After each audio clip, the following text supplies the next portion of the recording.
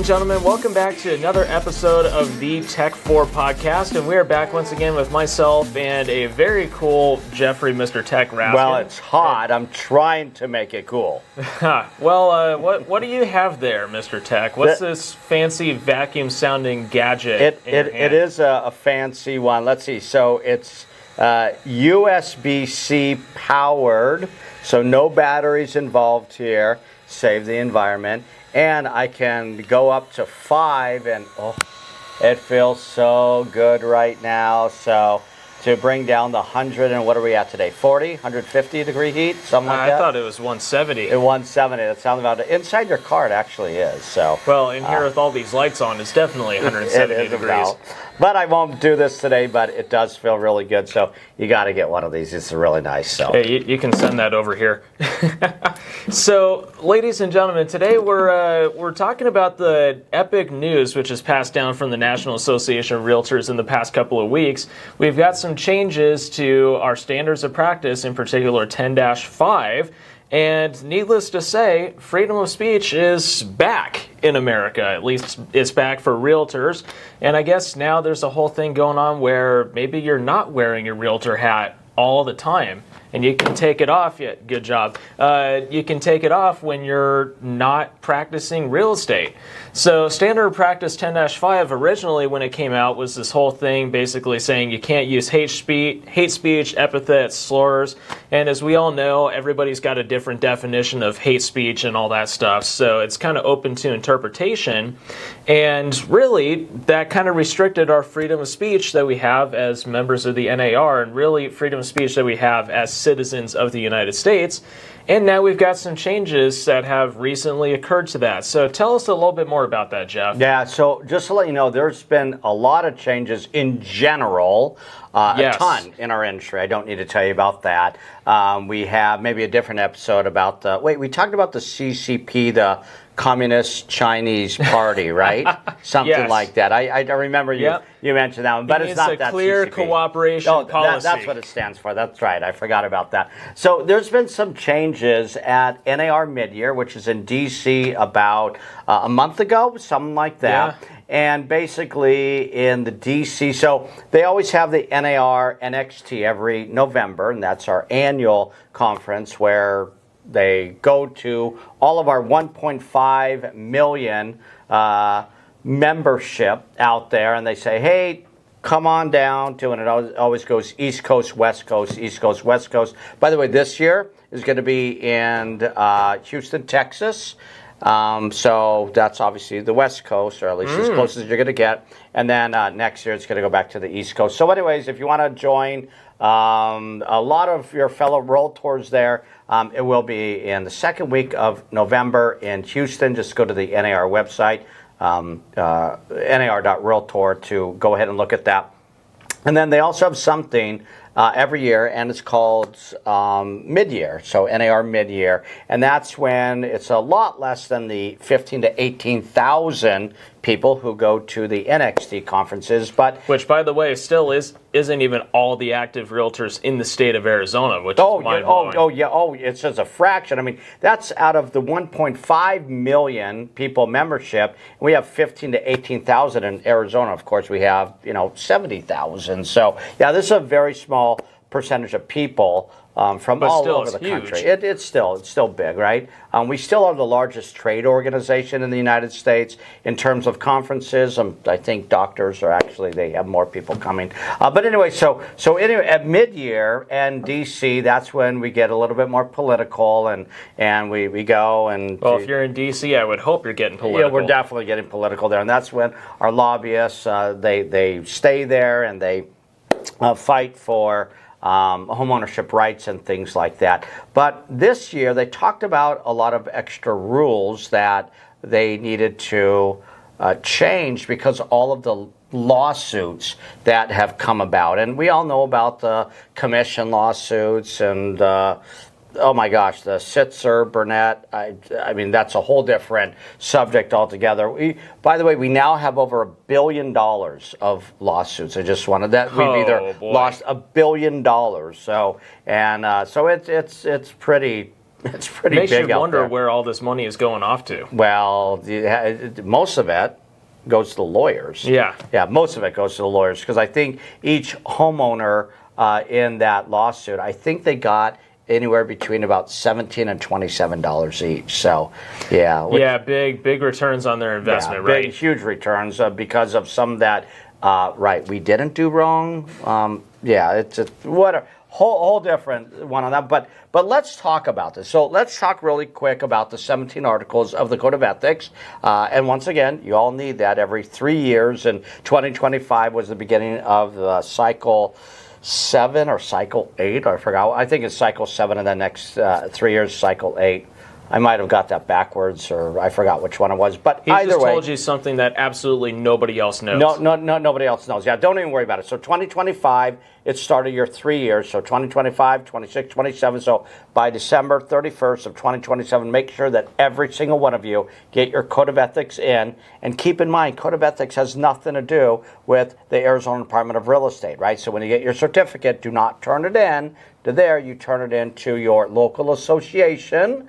And you return to your local association, they'll bubble it up to NAR for you. And then also, quick side note on that one, I want to also remind you that NAR new mandate is the fair housing course that you also need every 3 years, and then also goes parallel with the Code of Ethics, so 25, 26, 27. And I want to remind you on that one that our course, a little bit of a shameless plug for Check for RE, but shameless plug here, when you take our fair housing course, which by the way is fun, of course, right, Jake?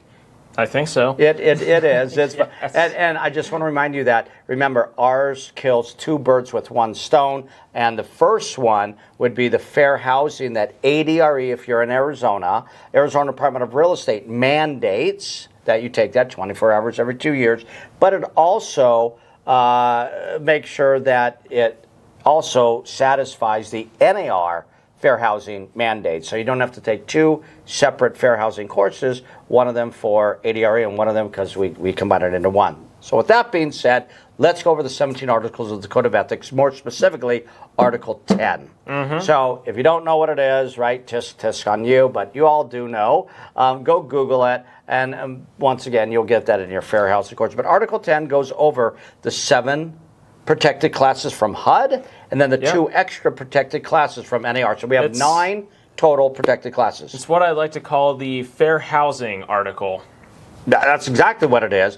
And remember, fair housing is for everybody. So I want to remind you, it has nothing to do with you being a Realtor member, has nothing to do with you being a licensee or a real estate professional. This is for everybody. So, but the 2 extra protected classes is specifically for NAR members. So I do want to let you know that one.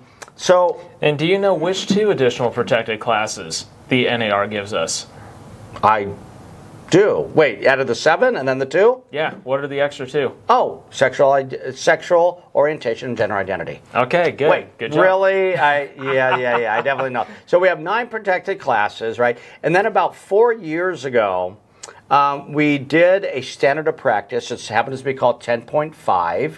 And 10.5 actually says, look, as Jake mentioned earlier on, so in just Article 10 in general, don't do anything derogatory, stupid, bad things, whatever you want to call it, for the 9 protected classes. Just don't do that. Sell to everybody, make money. It's the biggest no-brainer of no-brainers. But we passed this standard of practice, and it qualified it a little bit more, and it goes, hey, by the way, I want to remind you that you cannot take off your Realtor hat.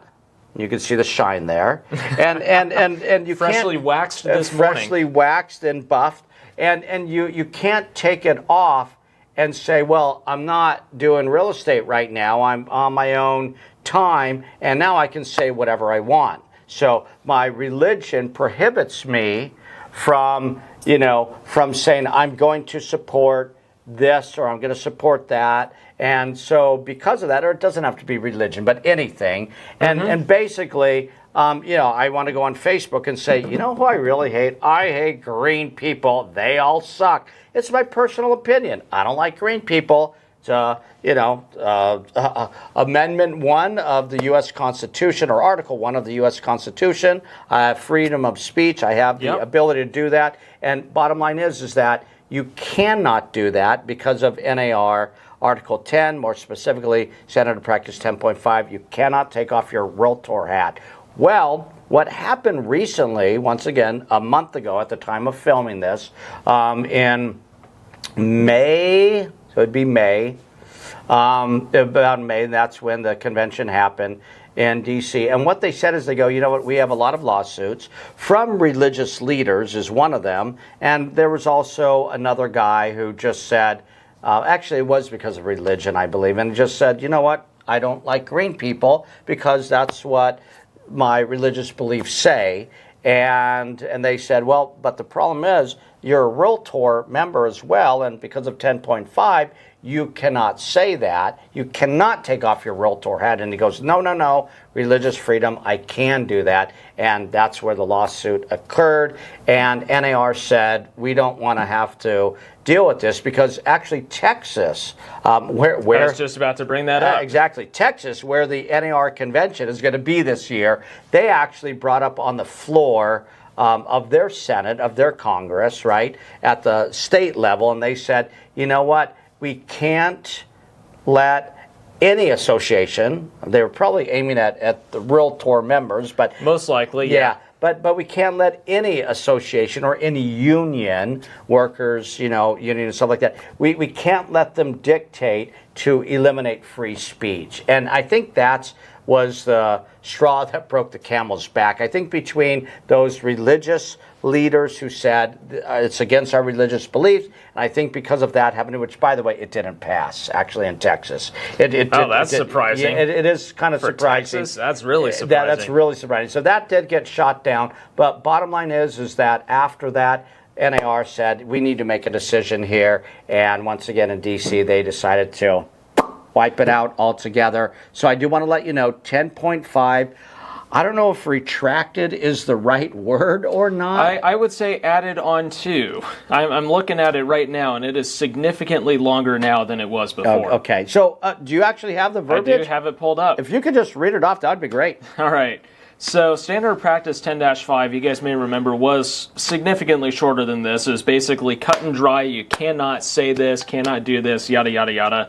Well, now this is changed up to state specifically realtors in their capacity as real estate professionals in association with their real estate businesses or in their real estate related activities shall not harass any person or persons based on any of the protected classes, which are race, color, religion, sex, disability, familial status, national origin, sexual orientation, or gender identity. Right. Additionally, it goes on to say, as used in this code of ethics, harassment is unwelcome behavior directed at an individual or group based on one or more of the above protected characteristics where the purpose or effect of this behavior is to create a hostile, abusive, or intimidating environment which adversely affects their ability to access equal professional services or employment opportunity. That was a mouthful. That is a mouthful, right? It's definitely got a lot larger, bigger than it was before. Well, just like the clear cooperation policy, MLS Rule 8.0, it was very cut and dry, but as we see with the vast majority of rules as they go along, it's kind of like we say, this is unrelated in the world of photography. Rules are there to be broken. And with the real estate world, they're not there to be broken, but they are there to be challenged and to be changed as time goes on. And that's one thing that you see pretty consistently with the NAR is they come out with one very cut and dry rule, and then over time that gets expanded on, changed up, clarified, and all that stuff.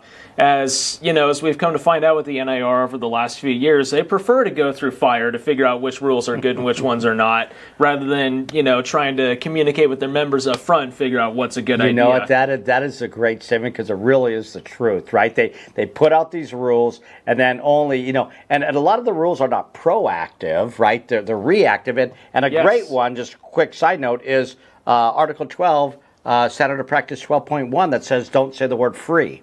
right? And if you think about it, like, why can't I say the word free? I'm going to represent you as a buyer, and my services are free to you because I'm going to be paid by the listing agent. Well, no, no, no, no. We all know that's what got us into a $1 billion lawsuit. And so, anyway, so...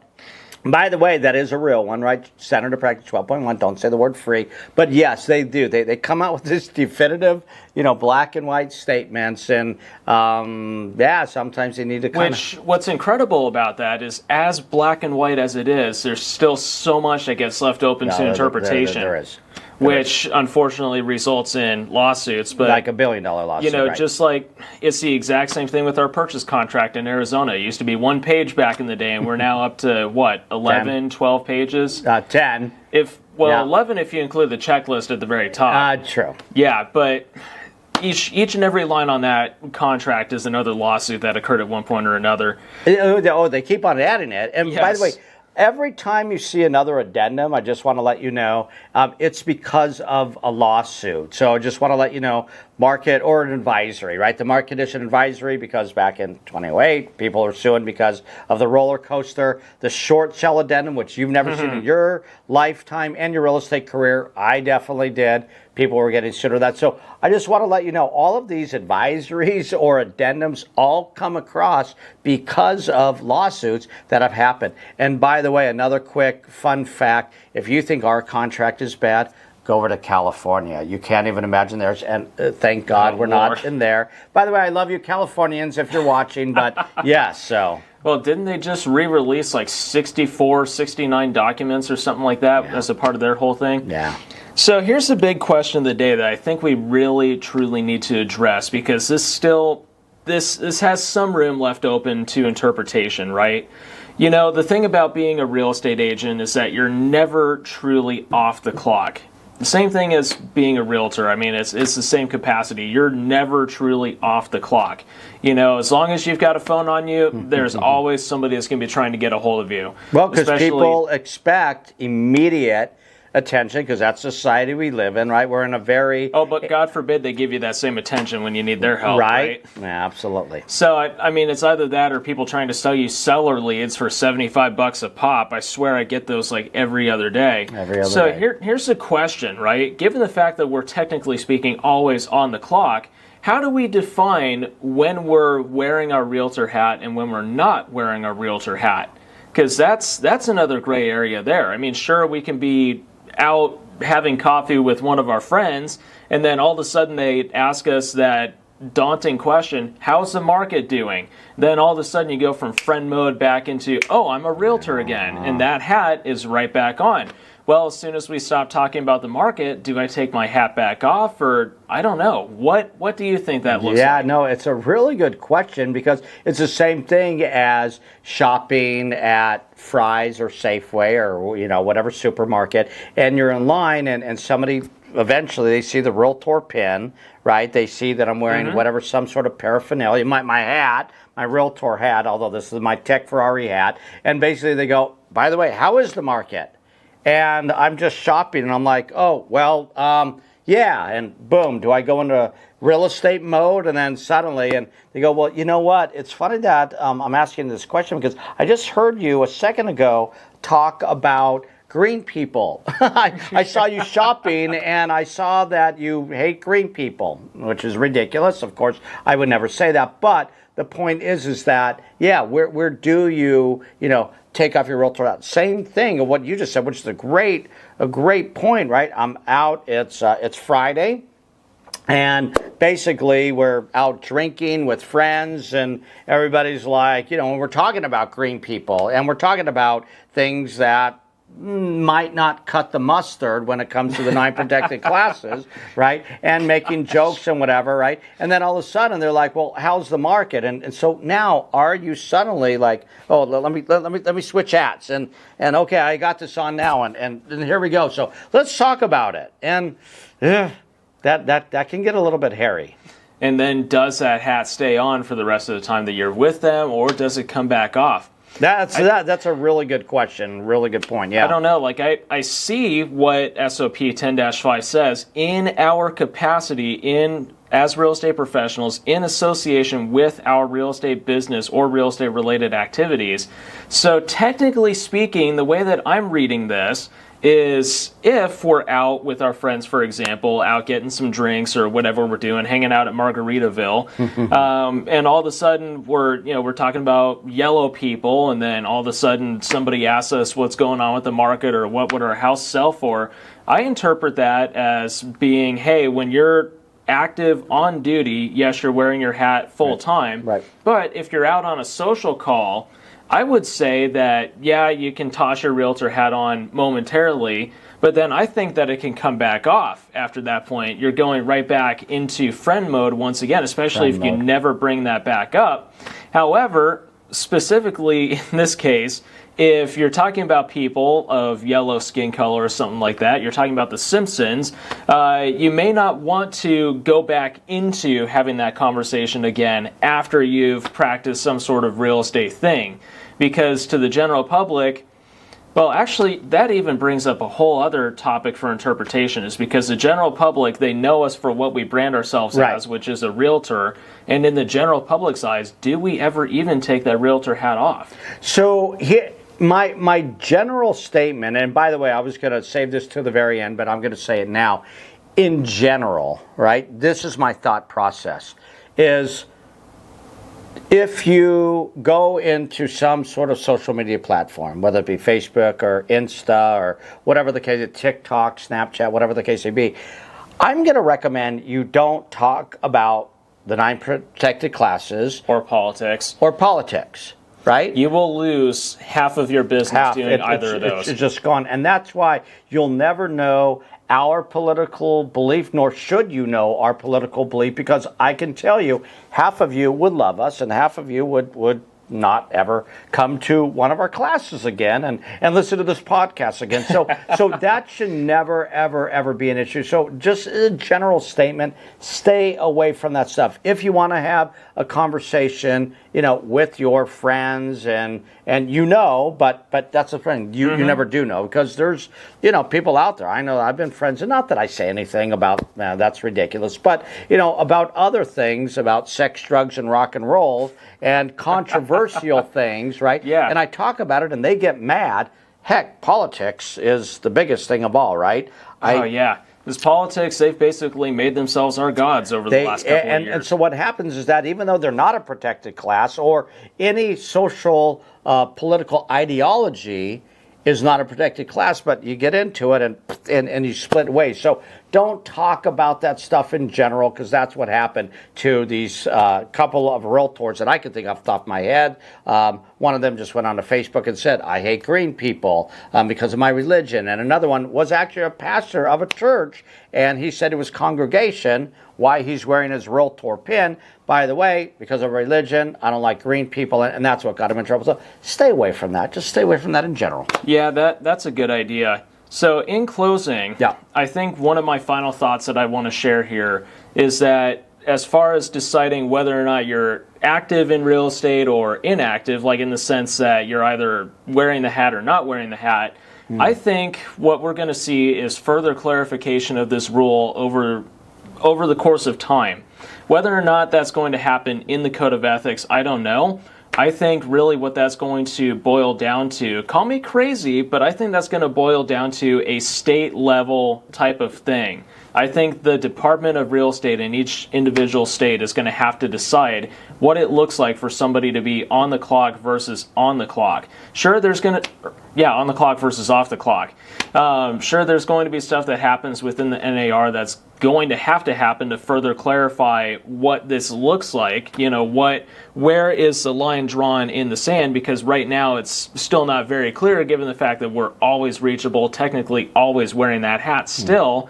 We're going to have to further clarify and decide what that looks like, but just like everything else, that's going to have to happen over the course of time, and unfortunately, over the course of people getting butt hurt and lawsuits happening. That's the only way this is going to work. So the only thing that I do want to clarify about that, are you talking about the individual Department of Real Estate, or are you talking about the state associations?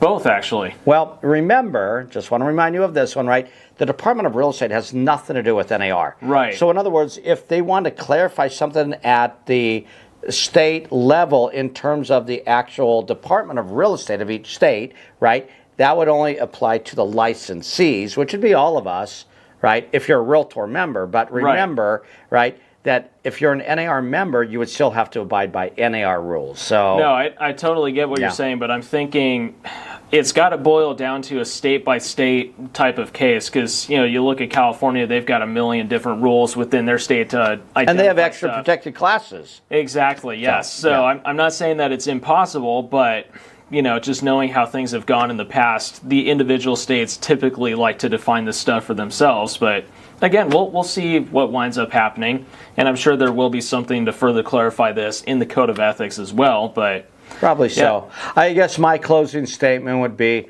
sell to everybody, make money. It's going to be number one. And then seriously, I don't know why you wouldn't want to sell to somebody and not make money. It doesn't make sense to me. But then the other thing is, just remember, right? You either lose your audience or you don't lose your audience. So in other words, just be kind out there, right? Be a good person and don't talk about green people or anybody else. And, even on your private time, be aware of what you're saying. So do unto others as you want them to do unto you. Exactly. The golden rule and the platinum rule, I think there's something like that where, right. But that's really what this boils down to. Right. So with that being said, ladies and gentlemen, thank you for joining us for this episode of the Tech 4 podcast, and we'll see you in another episode very soon. Thank you. Take care, everybody.